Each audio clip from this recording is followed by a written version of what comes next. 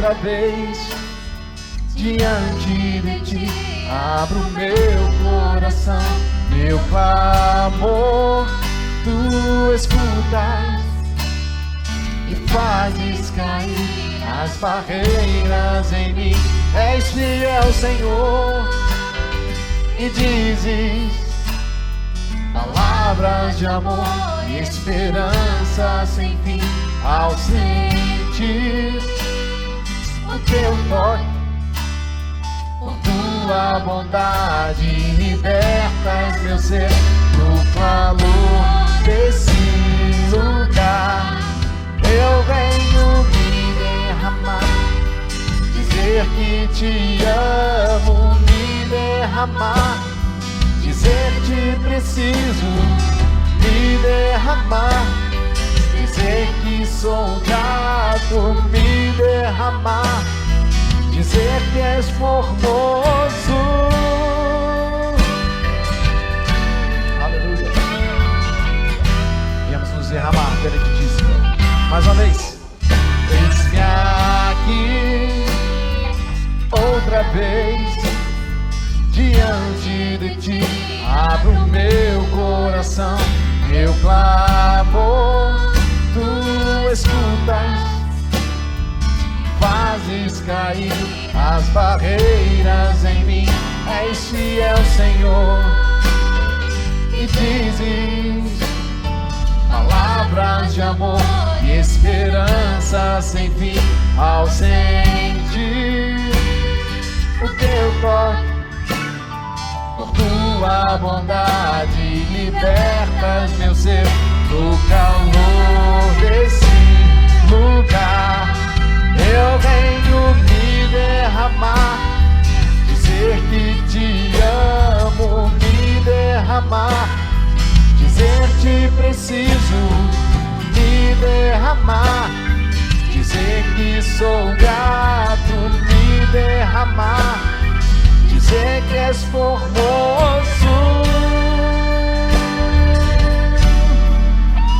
Tu és formoso, Senhor. Eu venho me derramar. Eu venho me derramar, dizer que te amo, me derramar, dizer que preciso me derramar, dizer que sou grato, me derramar, dizer que és formoso.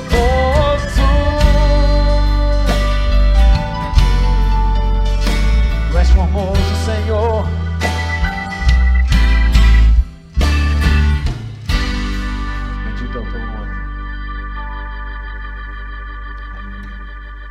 Que a graça e a paz de nosso Senhor e Salvador Jesus Cristo esteja com cada um de nós neste momento.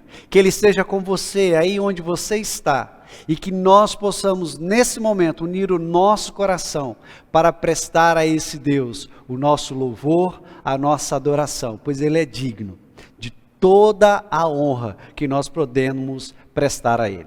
Eu quero convidar você a orar nesse instante, pedindo ao Senhor que nos abençoe nesse tempo de adoração. E que possamos verdadeiramente prestar a Ele o culto que Ele merece. Pai querido, nós te louvamos porque Tu és Deus, não há outra igual a Ti. E o nosso coração se alegra em Ti, porque o Senhor tem feito grandes coisas em nós, por nós e através de nós. Por isso, ó Pai, o Teu povo te adora, o Teu povo te bendiz, reconhecendo os Teus poderosos feitos. Que nesse momento, ó Deus, que nós nos unimos, ainda que virtualmente, para adorar o Senhor, nós te pedimos que faça desse momento, um momento único, especial, de edificação e de adoração ao Teu nome. E que o Teu povo, ó Pai, possa prestar a Ti o culto digno da Tua santidade. Assim nós te oramos, em nome de Jesus. Amém. Abra sua Bíblia, livro dos Salmos. Salmo 19, verso 14. Eu gostaria que este versículo fosse para nós essa palavra de motivação e de alegria, enquanto nós louvamos o nome do nosso Deus. Salmo 19, o verso 14 nos diz: as palavras dos meus lábios e o meditar do meu coração sejam agradáveis na Tua presença, Senhor, rocha minha e redentor meu. Com este espírito é que nós vamos adorar a Deus, que as palavras dos nossos lábios bendigam o Senhor, o seu santo nome, e prestem a Ele a glória que lhe é devida. Glória ao Teu nome, Senhor. Queremos Te contemplar, bem dizer o Teu nome. Nossos corações sejam preparados e abertos. Abra os olhos do meu coração, Senhor. Vamos declarar, cantemos juntos, abra os olhos. Abra os olhos do meu coração. Abra os olhos do meu coração. Quero Te ver. Quero Te ver, Senhor. Abra os olhos do meu coração. Abra os olhos do meu coração. Quero Te ver. Quero Te ver, Senhor. Exaltado. Exaltado e bem alto, brilhando a luz da Tua glória. Derrama o Teu amor e poder, pois Tu és santo, santo, santo. Lá de cima, abra os olhos. Abra os olhos do meu coração. Abra os olhos do meu coração. Quero Te ver. Quero Te ver, Senhor. Abra os olhos. Abra os olhos do meu coração. Abra os olhos do meu coração. Quero Te ver. Quero Te ver, Senhor. Exaltado. Exaltado e bem alto, brilhando a luz da Tua glória. Derrama o Teu amor e poder, pois Tu és santo, santo. Exaltado, exaltado a luz da tua glória. Derrama o teu amor e poder, pois tu és santo, santo, santo. Vamos declarar que Ele é santo. Tu és santo, santo, santo. Santo, santo, santo. Santo, santo, santo. Quero te ver. Tu és santo, santo, santo. Santo, santo, santo. Santo, santo, santo. Quero te ver, Senhor. Queremos te ver, Senhor. Aleluia.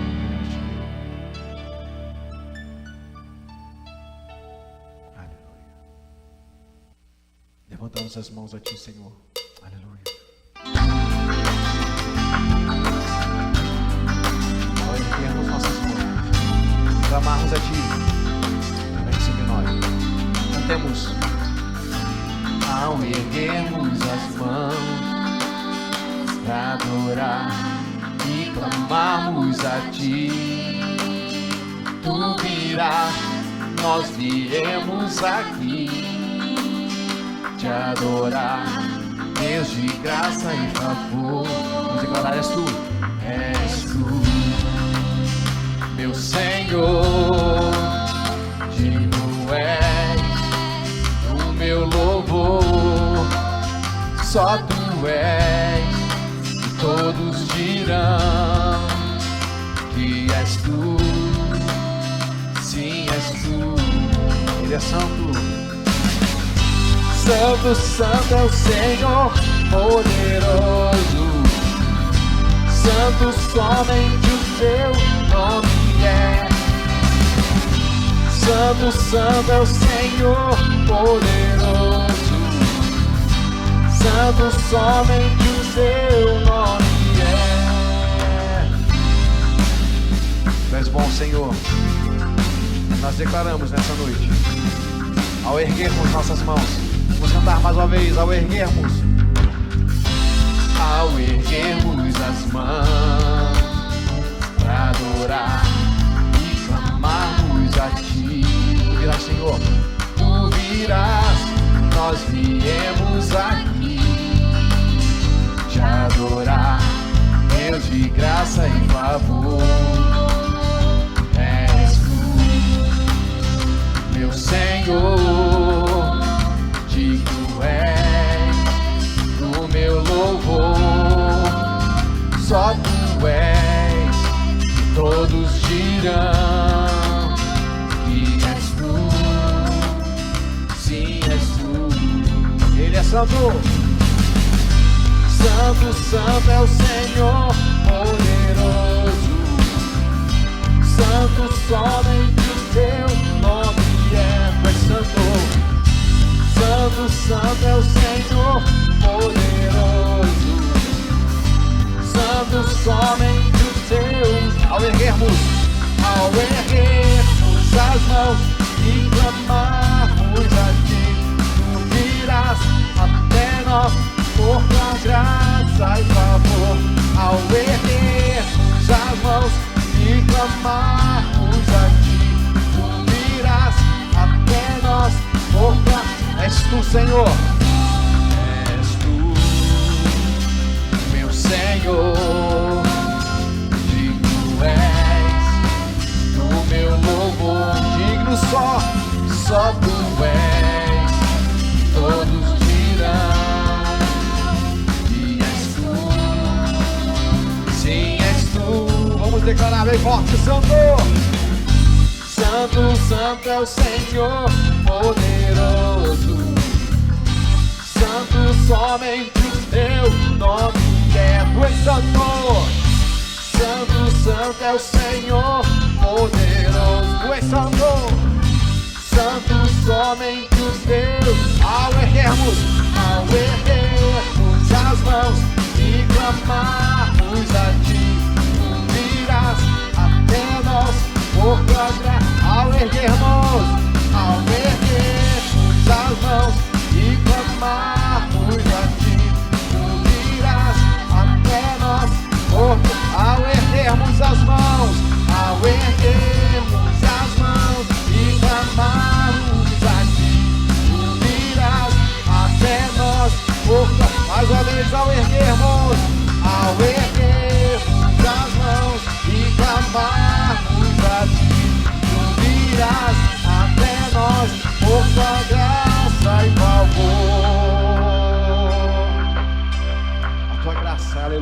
nos alcance.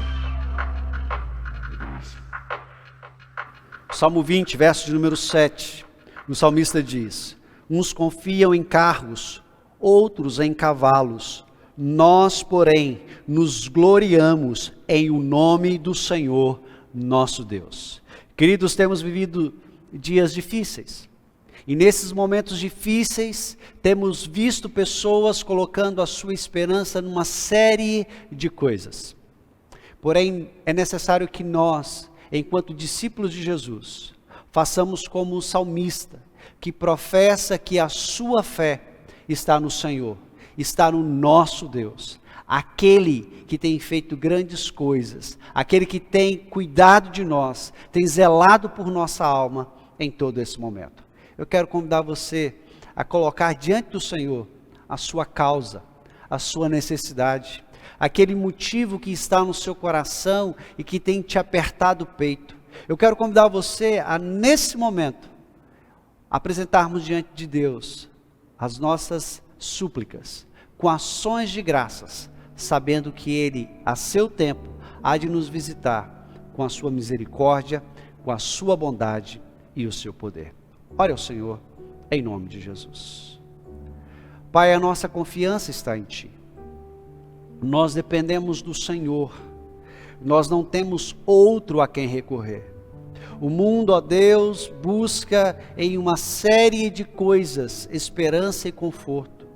O mundo, ó Deus, olha para as ciências, olha para a vacina, ora, ó Deus, para uma série de circunstâncias, esperando daí vir a sua salvação. Deus, nós confiamos em Ti. E sabemos que se o Senhor não abençoar, se o Senhor não conduzir, se o Senhor não direcionar todas as coisas, todas elas serão inúteis, serão vãs. Por isso, ó Deus, o Teu povo te suplica mais uma vez, tenha misericórdia de nós. E visita-nos, ó Deus, nesse tempo de calamidade, e nos conceda, Senhor, em primeiro lugar, a paz de saber que o Senhor está no governo e no controle de todas as coisas. Dá-nos, ó Deus, a esperança de saber que a nossa alegria perfeita não está nesse mundo, mas está no céu. Mas ajuda-nos, Senhor, enquanto caminhamos nesse mundo, a confiar e a esperar pelo Teu agir. Sim, ó Deus, nós oramos para que o Senhor abençoe os médicos, abençoe os cientistas, no desenvolvimento de novas vacinas, de novas drogas, de novas medicações, para que possam, ó Deus, tratar aqueles que têm sido afligidos nesse dia, para que possam, ó Deus, imunizar o maior número possível de pessoas. Sim, ó Deus, nós te pedimos que o Senhor intervenha na vida dos nossos governantes e dê a eles, ó Deus, a sabedoria para conduzir as coisas deste mundo. Mas nós queremos, ó Deus, nessa noite dizer que nós dependemos de Ti, que nós confiamos de Ti e aguardamos no Senhor e do Senhor as bênçãos que nós realmente necessitamos. Por isso também, Pai, nós te oramos. Pedimos a Ti, ó Deus, nessa noite, o Senhor vá ao encontro do coração de cada um desses nossos irmãos que nos acompanham nesse momento.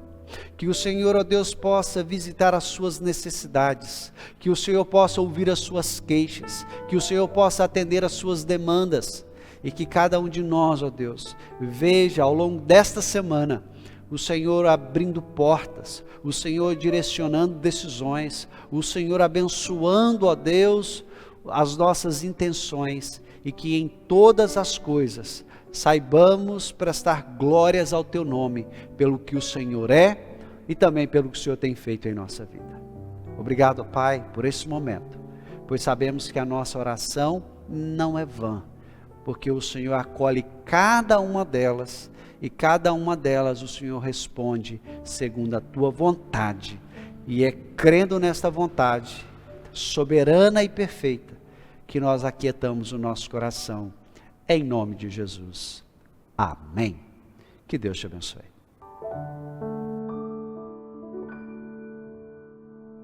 Para a nossa meditação, gostaria de convidar você novamente a abrir a sua Bíblia na carta de Tiago.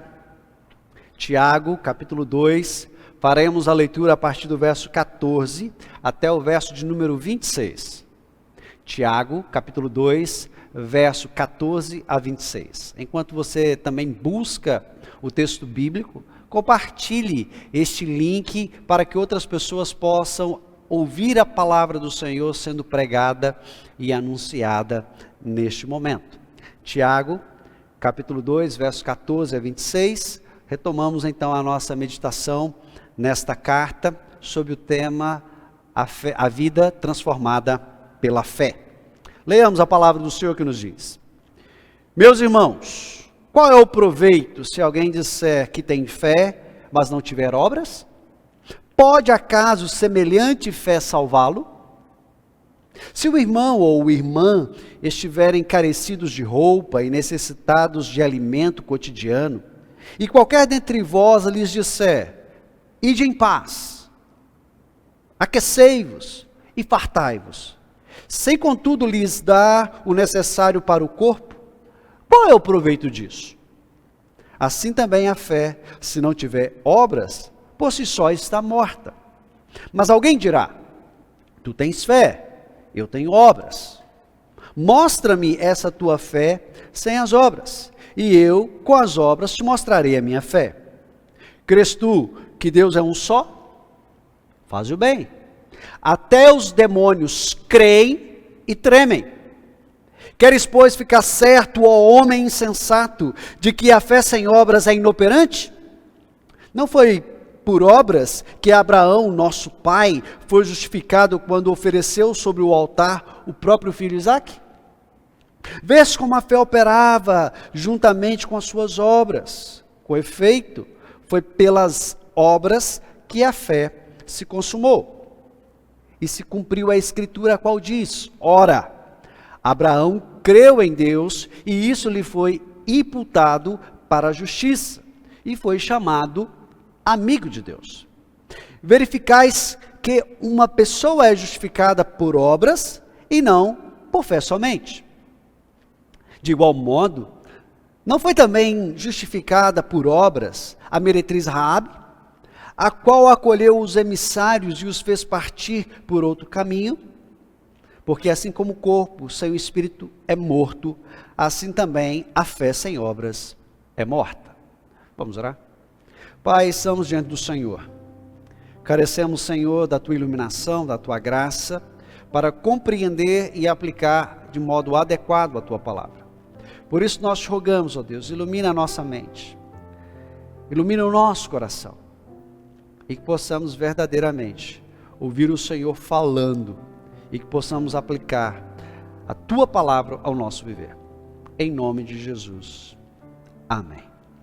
Queridos, quando falamos de uma vida transformada pela fé, é necessário que entendamos que Deus em Cristo intencionou que a nossa fé colocada em Jesus pudesse verdadeiramente frutificar em nossa vida e operar uma transformação profunda ao ponto de mudar as nossas motivações, bem como as nossas ações. De modo que crer em Deus, em seu Cristo, implica que esta fé precisa ser observada de forma prática no cotidiano de cada um de nós. Não é possível eu e você, por exemplo, dizer que seguimos a verdadeira religião se no nosso dia a dia, se no nosso cotidiano não é visto em mim nem em você evidências desta verdadeira religião. Lembre-se que Tiago, quando conclui o capítulo 1, ele diz que a religião pura e sem mácula para com o nosso Deus é visitar os órfãos e as viúvas em suas necessidades, e que cada um de nós também deve se guardar incontaminados do mundo.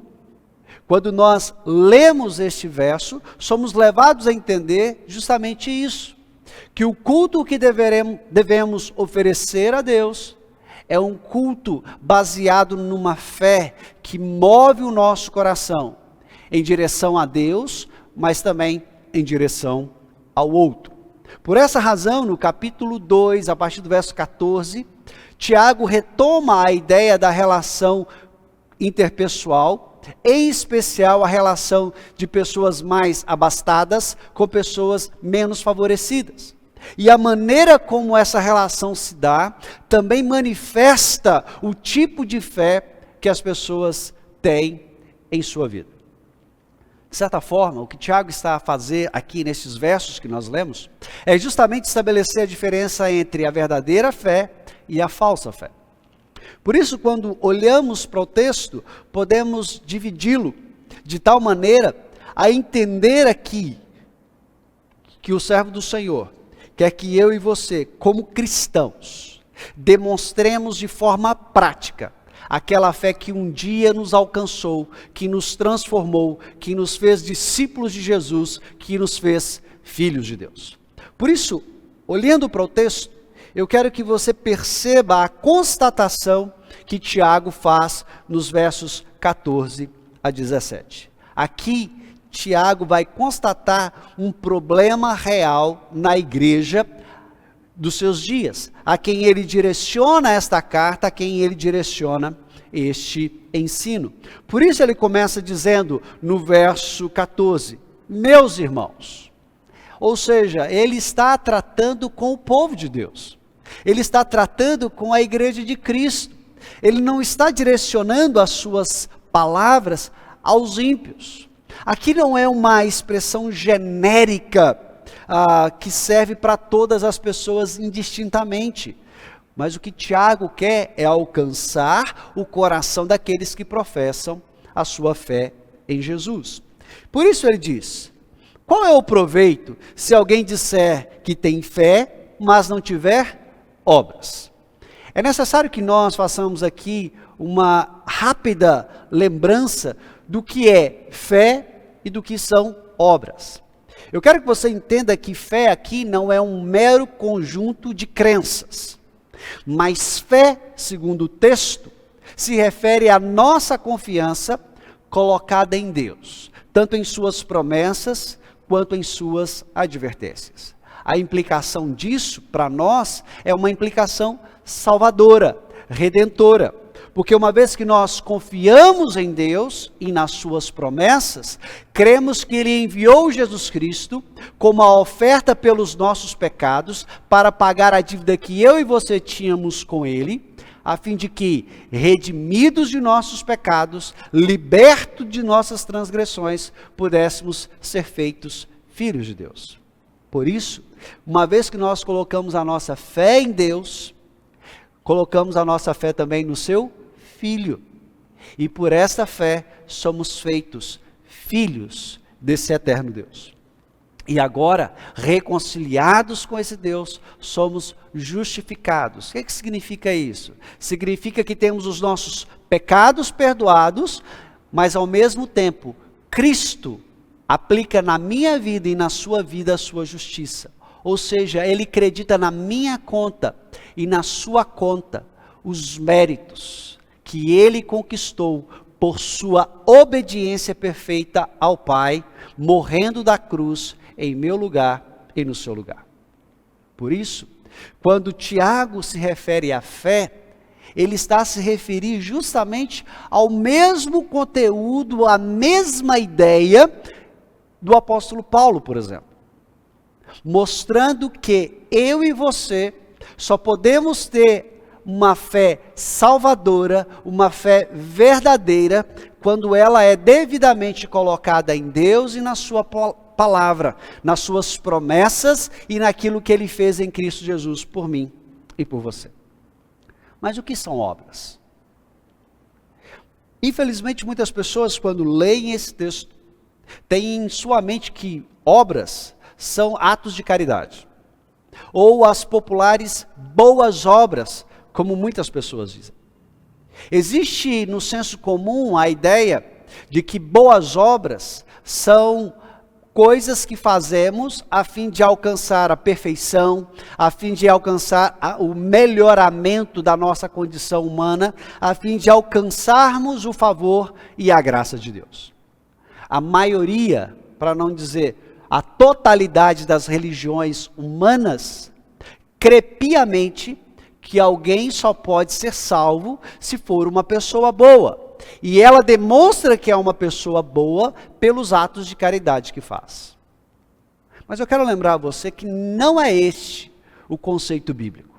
Não é esta a ideia que as Escrituras transmitem a respeito de obras. Obras das Escrituras nada mais são do que a nossa obediência submissa e amorosa a Deus. Quando lemos Paulo escrevendo aos Efésios, no capítulo 2, verso de número 10, ele vai dizer justamente que eu e você não somos salvos pelas obras que praticamos, mas que Deus, ao nos salvar, também nos preparou de tal maneira para que nós pudéssemos viver as boas obras. Ou seja, enquanto as religiões humanas creem que as pessoas são salvas por aquilo que elas fazem em nome de Deus, as Escrituras nos ensinam que nós somos salvos por Deus e por causa dessa salvação nós praticamos boas obras como uma resposta amorosa à vontade de Deus. Em outras palavras, podemos dizer que Tiago quer que os seus leitores e nós também entendamos isso.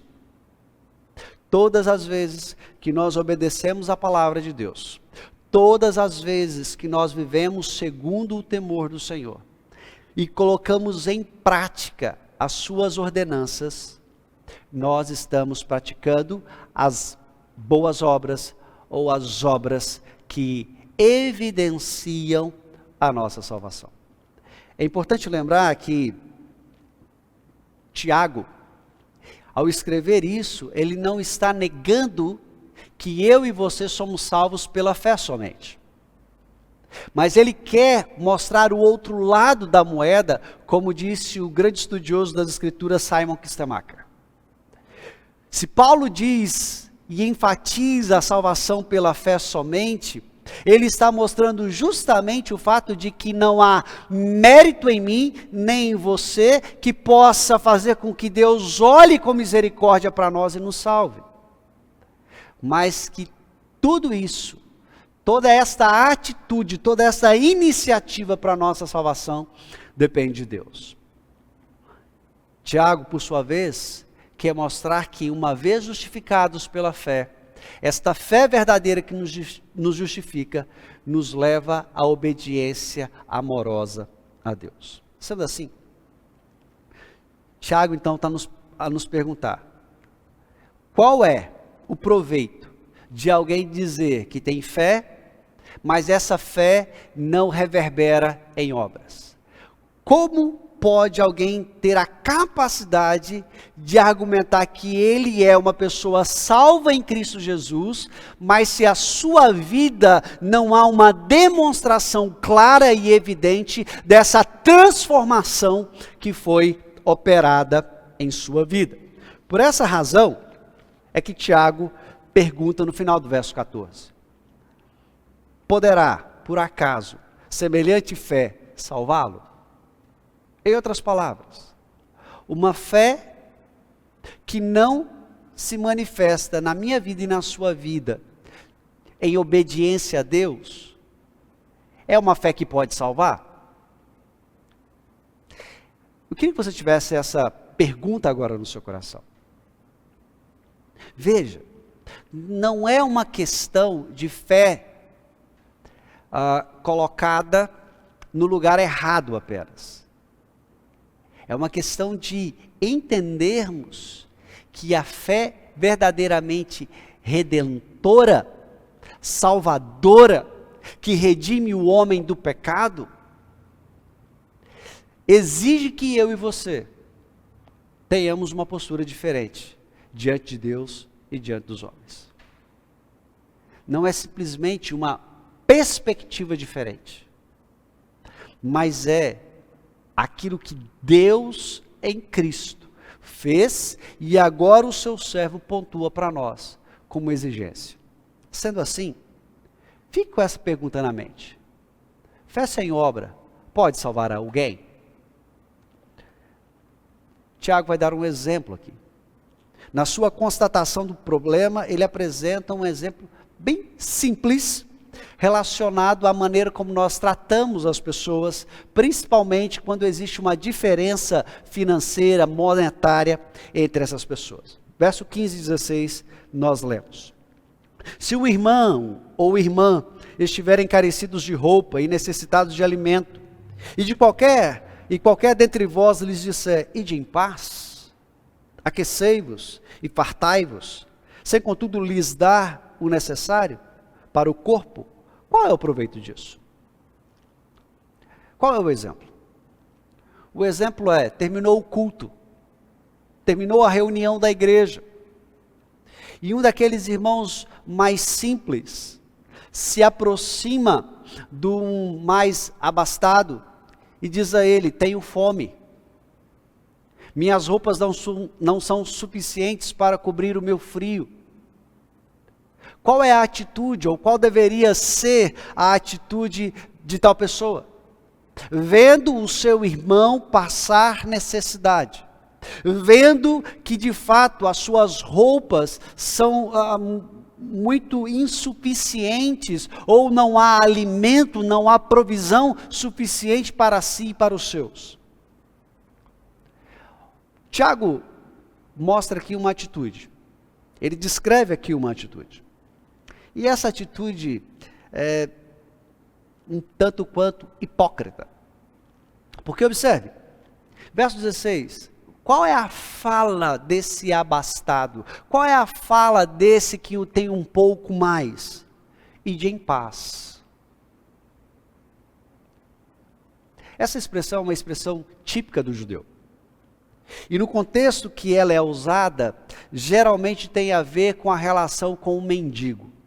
Sabe quando você é abordado por um mendigo te pedindo a ajuda ou dinheiro? Atualmente as pessoas dizem assim: não, hoje eu não tenho nada. Ainda bate nos seus bolsos como uma forma de demonstração de não prover algum recurso. Nos dias de Tiago, era comum que os judeus dissessem aos mendigos: ide em paz. Em outras palavras, acabou a conversa, eu não tenho nada para te oferecer, vai viver a sua vida. Irmãos se tratando como estranhos. Irmãos lidando uns com os outros de maneira inadequada, sem serem capazes de demonstrar afeição, cuidado e principalmente amor. Nesse sentido, então, Tiago está dizendo para mim e para você justamente isso. Quando Deus nos dá a oportunidade de sermos obedientes a Ele e vivermos a lei régia de que trata o verso 11 do capítulo 2, nós omitimos a oportunidade, nos omitimos na oportunidade de glorificar a Deus e cuidar dos nossos. Deixamos de lado a oportunidade dada por Deus para demonstrar o amor ao outro como expressão do nosso amor a Deus. E quando nós assim o fazemos, deixamos de obedecer a Deus e seguimos o curso do nosso coração. Como alguém que age dessa forma pode ter fé? Como alguém que age dessa maneira pode ter sido realmente alcançado pela graça salvadora de Deus em Cristo Jesus? Sabe por que essa fé não salva ninguém? Porque ela é falsa, porque ela não vem de Deus, porque ela é incapaz de gerar frutos que glorificam o nome de Deus. Por isso, Tiago conclui essa parte do texto dizendo categoricamente: esse tipo de fé, por não ter obras, por si só está morta. Ela não tem vida. Ela não tem vitalidade. Calvino vai dizer que esta fé só consegue deter o nome, mas nem isso ela é. E aí, eu e você precisamos parar por um instante e considerar a nossa própria condição. Vivemos o mesmo problema da igreja do passado. Vivemos nos nossos dias a mesma circunstância, a mesma situação que a igreja a que Tiago escreve. nos nossos dias, em que o individualismo tem tomado conta de cada um de nós, onde cada um de nós se torna o padrão da sua própria vida, onde o que mais interessa é o meu próprio eu, o outro é sempre deixar de lado. O outro não me interessa. Desde que eu esteja em casa, desde que eu tenha alimento dentro da minha casa, conforto para mim e para os meus mais próximos, que o outro, com todo o perdão da expressão, que se dane. Essa não é a fé bíblica. Essa não é a expressão redentora de Deus em Cristo Jesus. Esta fé não é capaz de salvar, porque ela está morta. Nesse sentido, nós precisamos perguntar a nós mesmos: nós realmente temos nos importado com o outro? Nós realmente temos buscado o bem do outro? Temos de fato aproveitado as oportunidades que Deus nos dá para manifestar a nossa obediência a Ele, amando o outro como a nós mesmos?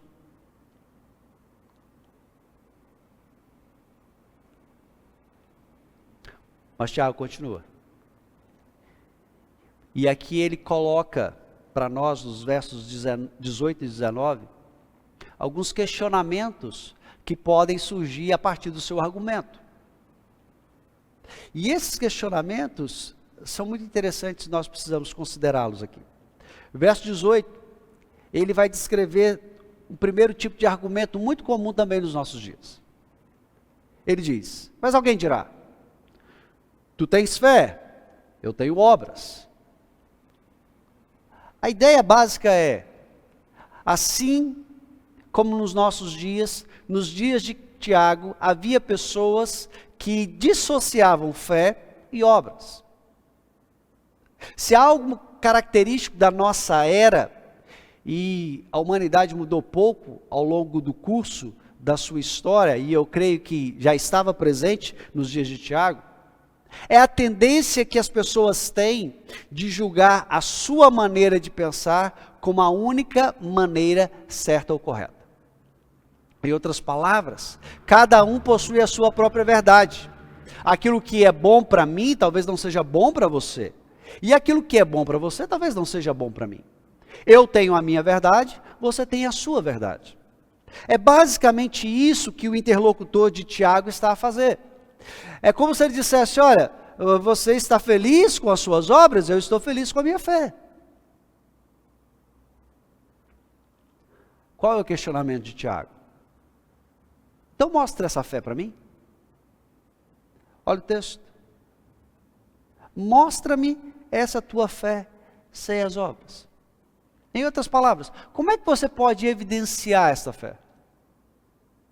Como é que essa fé que você diz ter no seu coração acerca de Deus e da salvação que esse Deus propôs em Cristo Jesus pode se manifestar na sua vida?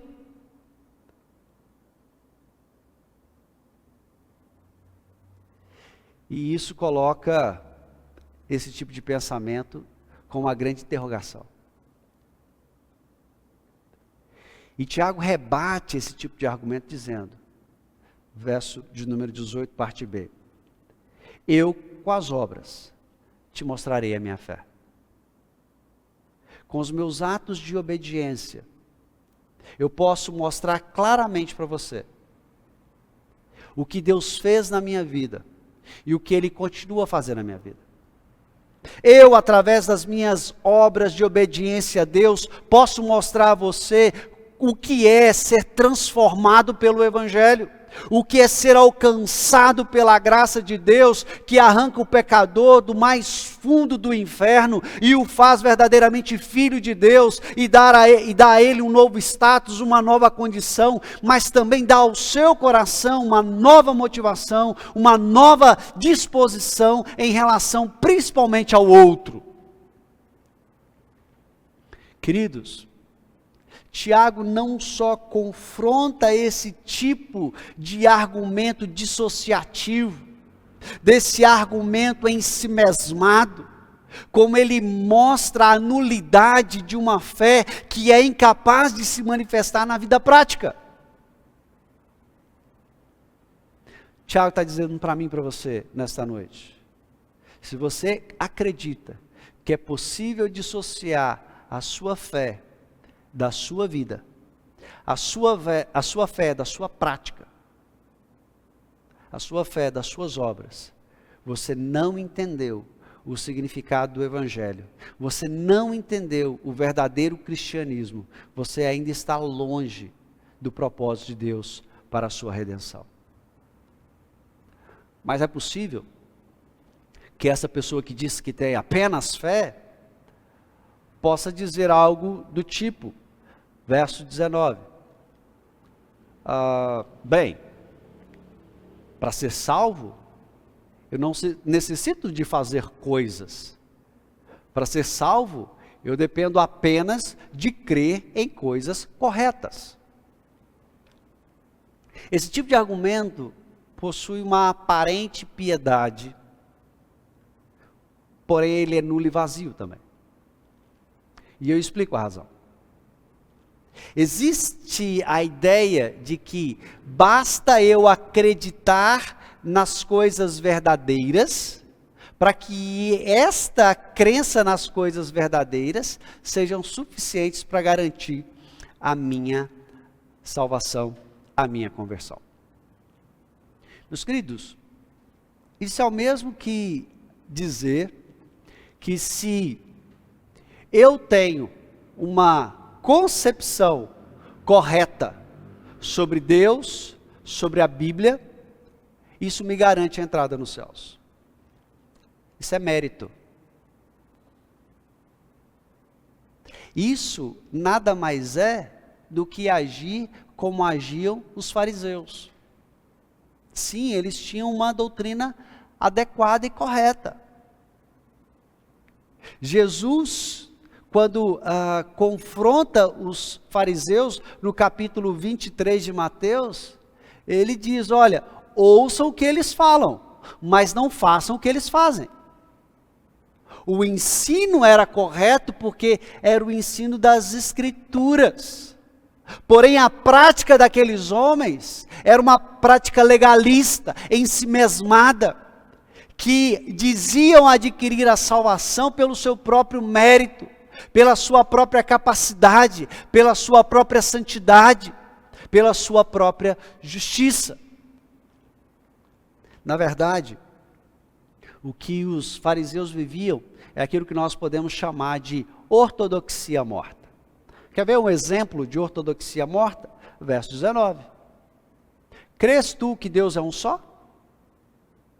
Faze o bem. Veja, essa é uma das perguntas mais elementares da fé cristã. Existe mais de um Deus? O nosso breve catecismo nos pergunta isso. E qual é a resposta? Não. Há um só Deus, o Deus vivo e verdadeiro. Faz o bem. Você acredita na coisa certa. Mas veja o argumento de Tiago. Até os demônios creem e tremem.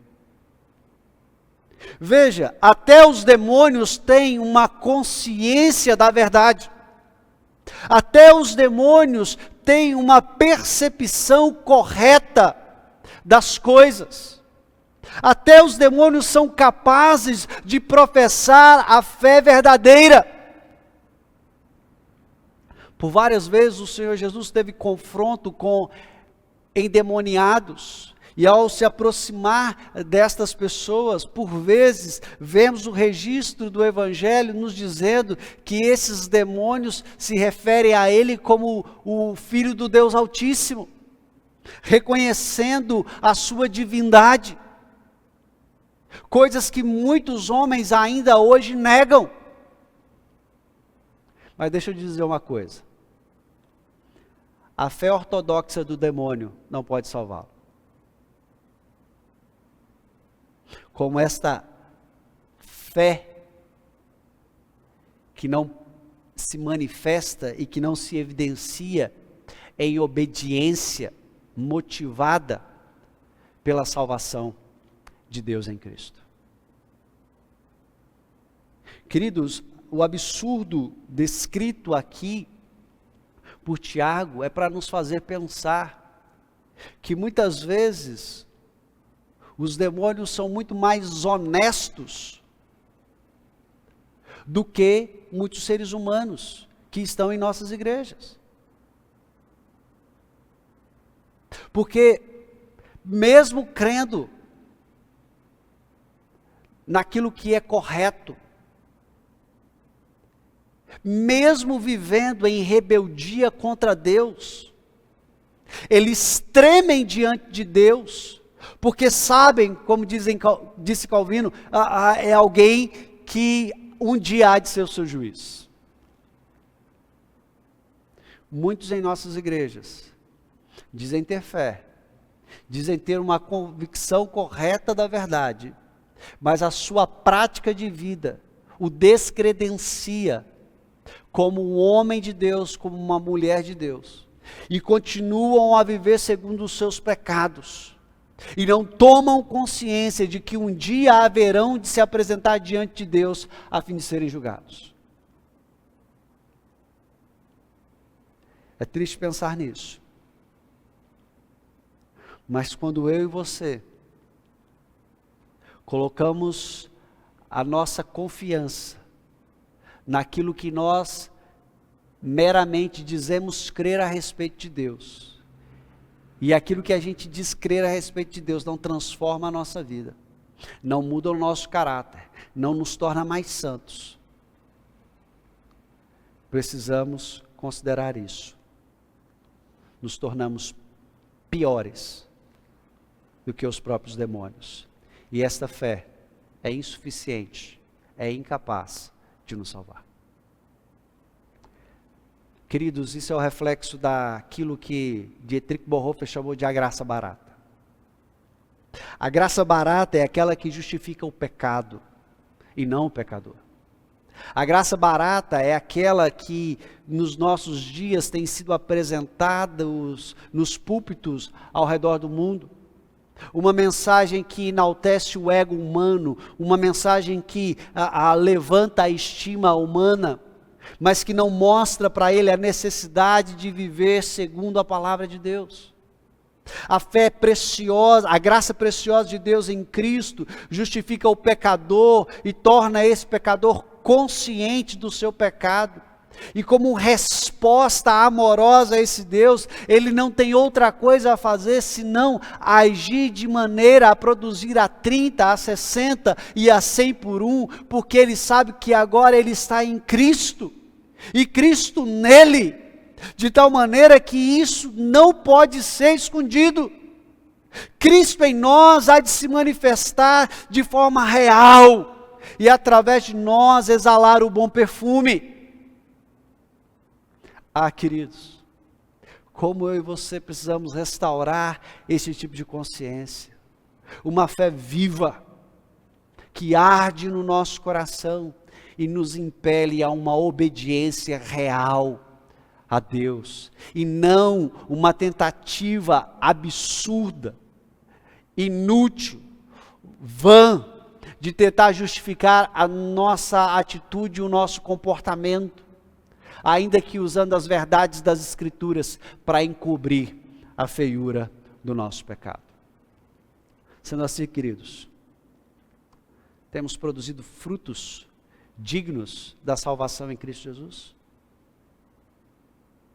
Ou estamos mascarando o nosso pecado com uma película de falsa piedade, de falsa devoção a Deus?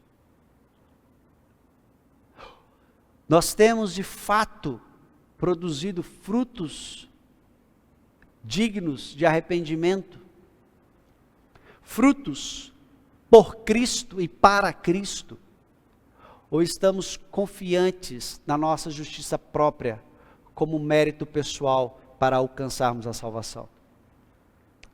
precisamos tremer diante de Deus, queridos, por temer a sua palavra. Sendo assim, Tiago então nos dá 2 exemplos bíblicos de um homem e uma mulher que diante da sua própria história tiveram demonstrados que a fé que eles tinham em Deus produziu obras de obediência, e tais obras produziram neles uma atitude tal que eles foram reconhecidos e lembrados como testemunhas de pessoas que viveram uma fé viva e tiveram a evidência desta fé em obras.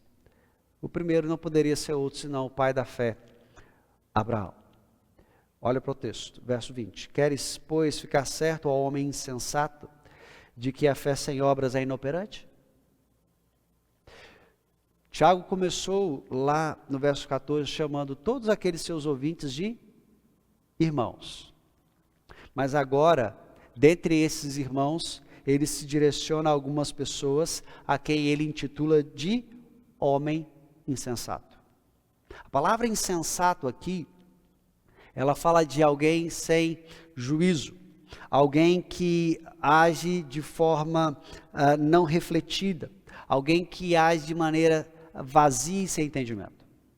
Esse mesmo termo, muitas vezes no contexto do Antigo Testamento, é usado como sinônimo de termos como ímpio e perverso. A impiedade e a perversidade e a insensatez no contexto das Escrituras, especialmente no livro de Provérbios, descreve alguém que, como característica peculiar da sua vida, não reconhece o poder e a autoridade de Deus, nega a sua ação e a sua intervenção na história do universo e na sua própria, desdenha do pecado, mas também desdenha do juízo e da ira vindoura. Por essa razão, eles são chamados de insensatos, perversos e ímpios. Em outras palavras, Tiago parece verificar no meio da igreja pessoas com esse padrão de comportamento. E é para essas pessoas que ele evoca especialmente o exemplo de Abraão. Quem era Abraão? Antes de ser alcançado por Deus, era mais um dos descendentes de Noé, que agora viviam num contexto estranho a Deus, num contexto de rebeldia a Deus, num contexto de paganismo e de afastamento da vontade do Senhor. Mas Deus vai até Abraão e diz: Abraão, sai da tua terra, da tua parentela, e vai para uma terra que eu te mostrarei. Desde o começo do relacionamento de Deus com Abraão, Deus toma a iniciativa e chama Abraão para perto de si. E Deus conduz Abraão em toda a sua história. E Deus faz promessas a Abraão, Deus faz uma aliança com Abraão, Deus se revela pessoalmente a Abraão. E não é sem razão que este homem é, então, mais tarde chamado de amigo de Deus. Mas observe que o testemunho que é dado por Tiago e que nos chama a atenção está no verso 21. Quando ele diz: não foi por obras que Abraão, nosso pai, foi justificado?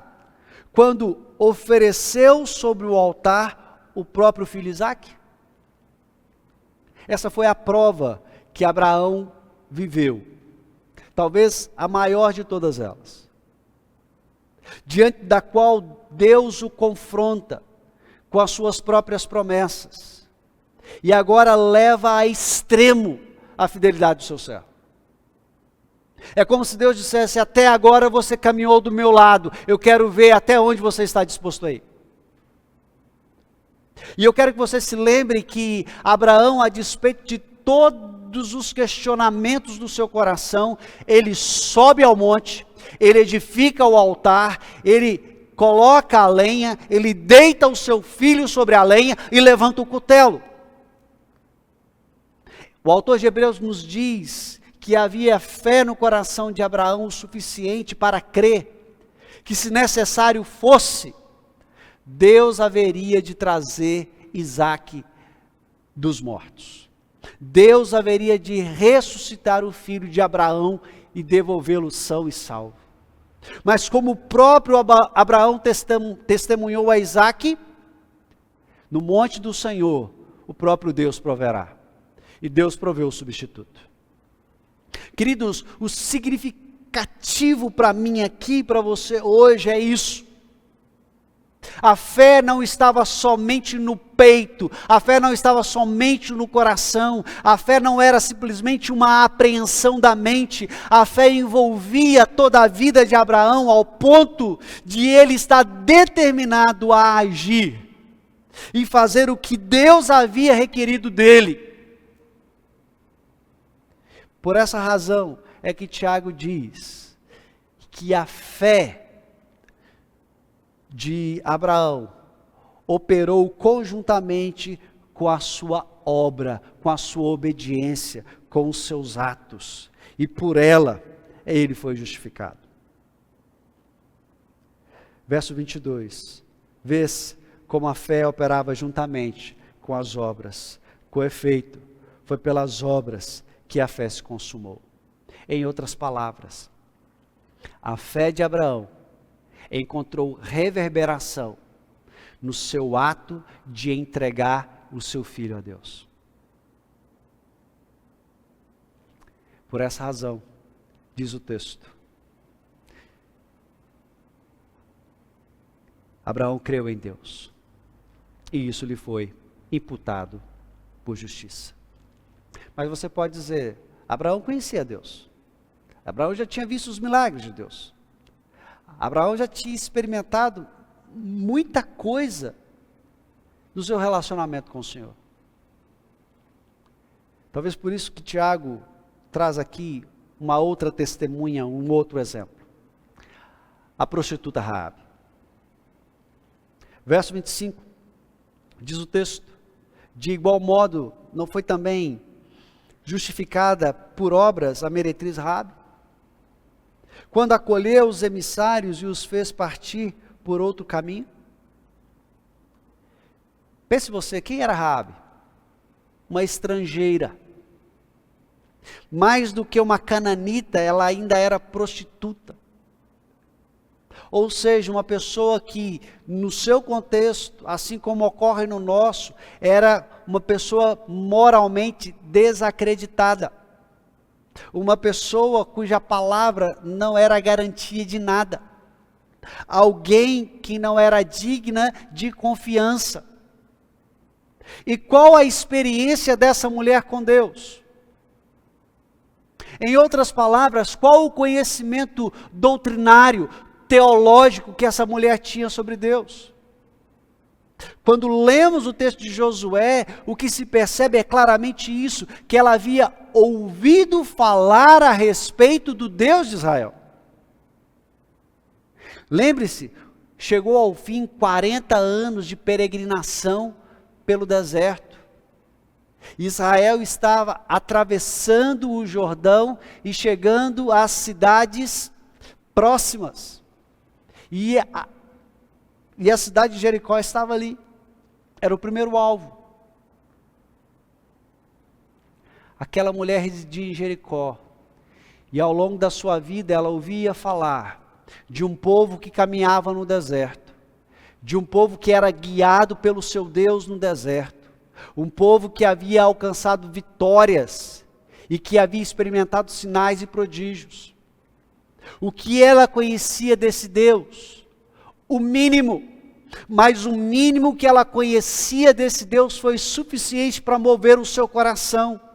De maneira que quando ela viu dois emissários, dois espiões que estavam na cidade, percebendo que havia um complô para buscá-los e prendê-los, ela os esconde, ela os faz ir embora, e ainda desvia os soldados do caminho, para que eles não fossem encontrados.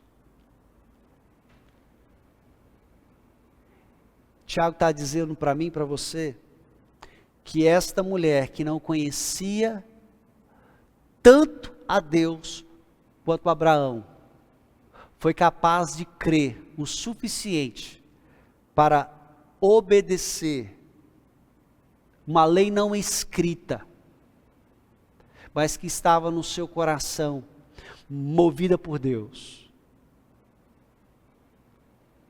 de amar o seu próximo como a si mesmo, por amar a Deus acima de todas as coisas. Não preciso lembrar você que Raabe se casa com o israelita da tribo de Judá, e mais tarde o descendente mais importante de Raabe não é ninguém mais, ninguém menos do que o próprio Senhor Jesus. E aí Tiago nos lembra, veja, verifiquem, verso 24, que uma pessoa é justificada por obras e não por fé somente. Lembre-se, Tiago não está dizendo o contrário de Paulo. Justificados, pois, mediante a fé, temos paz com Deus. Sim, é verdade. E o que Tiago está dizendo, que esta fé que justifica, ela se transforma em obediência. Por essa razão, o verso 26 completa a ideia e nos faz pensar, porque assim como o corpo sem espírito está morto, assim também a fé sem obras é morta. Em outras palavras, querido, a fé que eu e você temos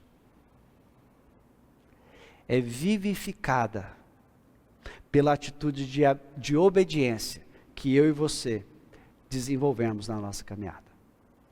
Por isso, quando olhamos para o texto e consideramos aquilo que a palavra do Senhor nos diz, nós percebemos claramente nos dois testemunhos que nós lemos, que a Bíblia Sagrada não suporta qualquer ideia de fé que não esteja intrinsecamente ligada à obediência a Deus. Quando nós falamos dessa obediência, portanto, o que é exigido de nós? O que é que Deus exige de mim e de você? Algumas pessoas tendem a espiritualizar isso, como se a obediência que Deus quisesse ver em mim e em você, fosse só que estivéssemos lendo a Bíblia e orando. Queridos, ler a Bíblia e orar é o mais básico da minha devoção e da sua devoção a Deus. É nisto que começa o nosso culto a Deus. É nisso que se manifesta o nosso desejo de relacionamento e intimidade com o Senhor. Alguns limitam a obediência a Deus a frequentar o culto. Já ouviu alguém dizer isso? Fui ao culto do domingo, ou fui à escola dominical, já cumpri a minha obrigação com Deus essa semana.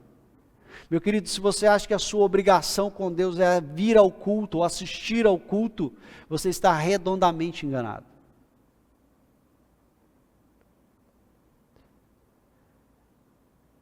O que Deus requer de nós? De modo bem simples e prático. Não é só que nós acolhamos os nossos irmãos que têm necessidades. Mas você quer viver uma fé genuína.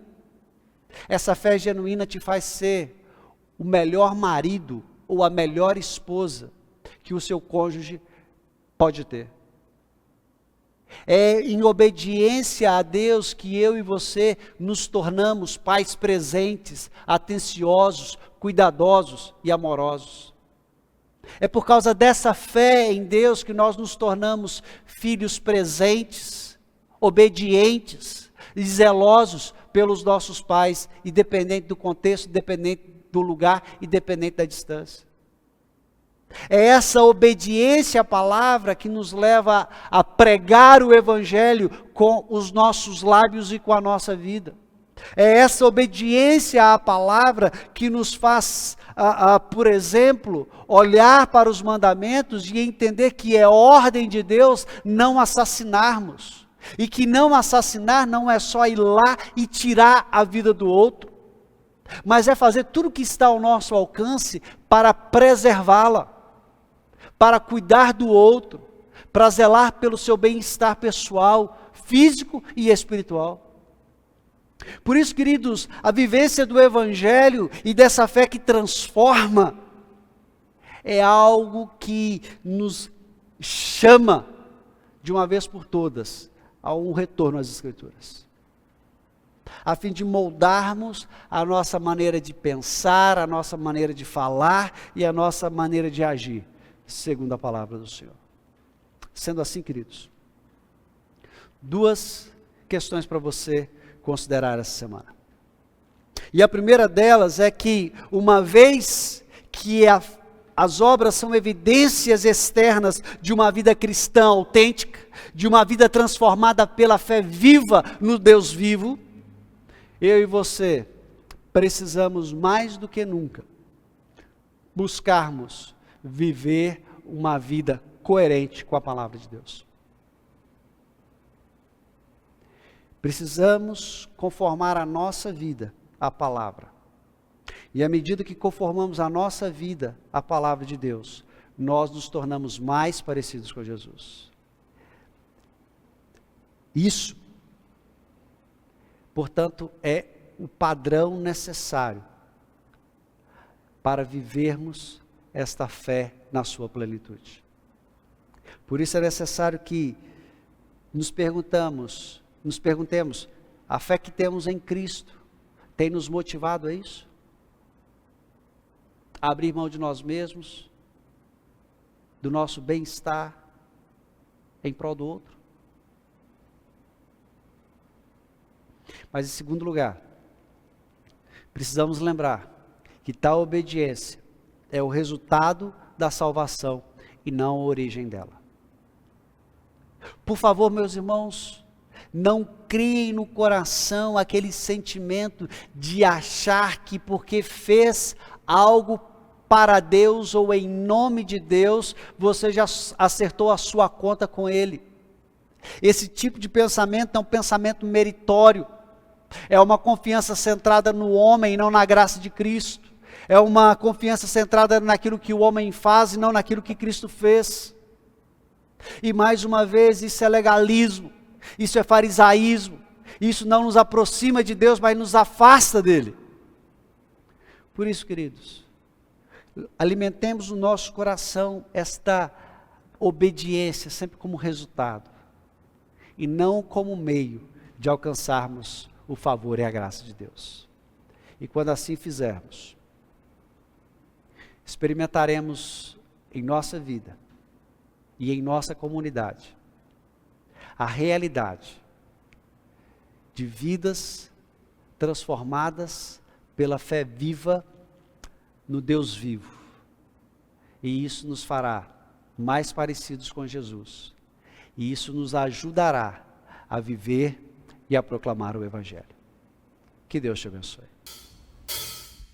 Te adoramos.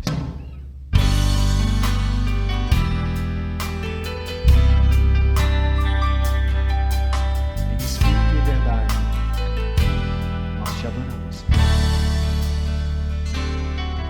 Em espírito, em verdade, te adoramos, te adoramos. Em espírito, em verdade, te adoramos, te adoramos. Rei dos reis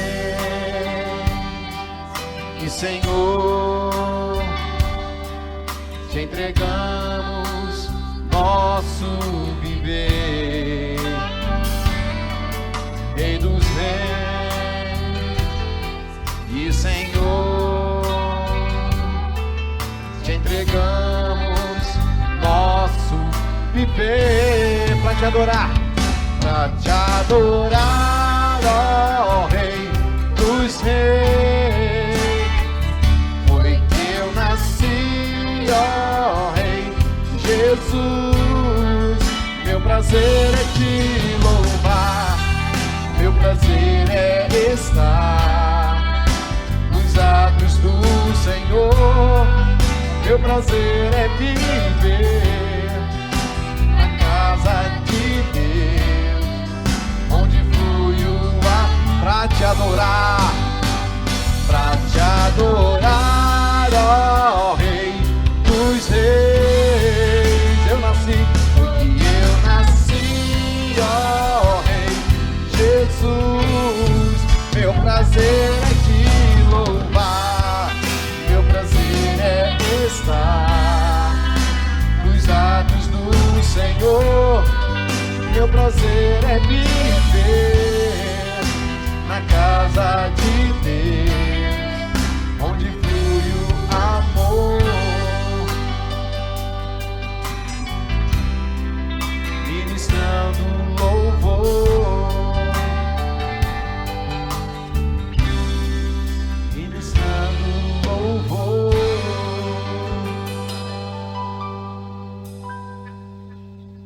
Chegamos ao final de mais um momento de culto. Cremos que o Senhor Deus esteve ao nosso lado e falou conosco. E que ao longo dessa semana nós possamos viver em obediência a Deus, demonstrando através desta obediência a fé viva que um dia nos alcançou. Que você possa, nessa semana também, ver com alegria o agir de Deus na sua vida. E que o seu coração seja grato pelo que Deus tem feito por você. Vamos orar. Pai, chegamos ao final desse momento de culto, desse tempo, ó Deus, em que estivemos juntos. Oramos, ó Deus, clamando por aquele dia em que poderemos novamente estar todos juntos nesse santuário para bendizer o teu santo nome. Bendizê-lo, ó Deus, porque o Senhor cuidou de nós e nos protegeu ao longo desse tempo de pandemia.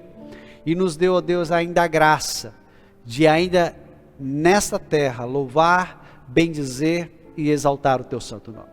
Permita-nos, ó Deus, ao longo dessa semana ver o Senhor agindo por nós, em nós e através de nós, fazendo-nos, ó Deus, testemunhas vivas do Evangelho vivo de Cristo Jesus, e que possamos viver e proclamá-lo com coragem, com alegria e com determinação, e que vejamos, ó Deus, a graça do Senhor alcançando tantos outros como também nos alcançou.